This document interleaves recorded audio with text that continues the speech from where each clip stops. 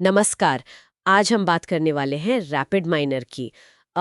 ये एक ऐसा सॉफ्टवेयर है जो डेटा साइंस और मशीन लर्निंग की दुनिया को खासकर स्टूडेंट्स और रिसर्चर्स के लिए काफ़ी आसान बना रहा है।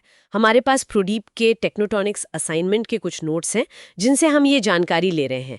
तो हमारा मकसद ये समझना है कि आखिर ये टूल है क्या और ये उन लोगों के लिए क्यों इतना यूज़फुल हो सकता है जिन्हें मतलब कोडिंग का ज़्यादा आइडिया नहीं है पर वो डेटा से कुछ ना कुछ निकालना चाहते हैं। तो चलिए देखते हैं कि क्या है इसमें खास।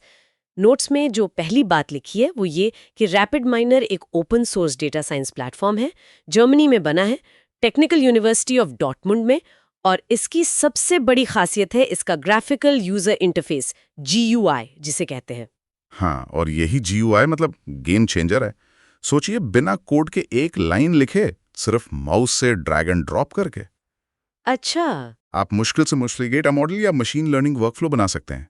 ये उन स्टूडेंट्स या रिसर्चर्स के लिए तो बहुत ही बढ़िया है ना? जिनका शायद प्रोग्रामिंग बैकग्राउंड ना हो। बिल्कुल। तो ये कोडिंग की जो एक दीवार होती है उसे काफी हद तक हटा देता है। और नोट्स में एक और जबरदस्त बात लिखी है, इसका फ्री एजुकेशनल लाइसेंस। क्या ये सच है? मतलब स्टूडेंट्स टीचर्स फ्री में यूज कर सकते हैं? हाँ बिल्कुल, स्टूडेंट्स, टीचर्स, रिसर्चर्स सबके लिए, और वो भी बिना किसी रोक टोक के, सारे फीचर्स के साथ। ये इसे अकादमिक दुनिया के लिए बहुत अट्रैक्टिव बनाता है, खासकर ऐसी जगहों के लिए जहां महंगे सॉफ्टवेयर खरीदना मुश्किल होता है। ये तो बहुत जरूरी बात है। मतलब एक्सेसिबिलिटी इसकी एक बड़ी ताकत है। पर क्या ये सिर्फ अपने में ही काम करता है या दूसरे टूल्स के साथ भी मिलजुल कर चल सकता है? नहीं नहीं, ये अकेला नहीं है। ये एक्सेल फाइल्स के साथ बढ़िया काम करता है, SQL डेटाबेस से कनेक्ट हो जाता है, SPSS डेटा भी ले लेता है। और तो और, अगर कोई R या पाइथन यूज कर रहा है तो उनकी स्क्रिप्ट्स को भी इंटीग्रेट कर सकता है। अरे वाह! हाँ, तो मतलब आपके मौजूदा रिसर्च वर्कफ्लो में इसे फिट करना काफी आसान हो जाता है। तो फ्लेक्सिबिलिटी भी काफी है। अब अगर इसकी क्षमताओं की बात करें, नोट्स में इसके कुछ खास फीचर्स के बारे में बताया गया है। हाँ, कई सारे हैं। जैसे इसमें डेटा तैयार करने, साफ करने, मॉडल बनाने, उसे टेस्ट करने के लिए 1500 से ज्यादा बने बनाए ऑपरेटर्स हैं। और एक फीचर है ऑटो मॉडल। ये खुद ही मतलब ऑटोमेटिकली सबसे अच्छा एल्गोरिदम और सेटिंग्स ढूंढने में मदद करता है। Auto model? ये तो बढ़िया है। हाँ, जो लोग एल्गोरिदम की गहराइयों में नहीं जाना चाहते उनके लिए बहुत मददगार है। और साथ में टेक्स्ट माइनिंग यानी NLP के लिए भी इनबिल्ट सपोर्ट है। अच्छा, NLP भी? जी, तो सोशल साइंस या लिटरेचर जैसी फील्ड्स के लिए भी ये बहुत काम का है। 1500 ऑपरेटर्स, ऑटो मॉडल, NLP, ये तो सच में काफी पावरफुल लग रहा है।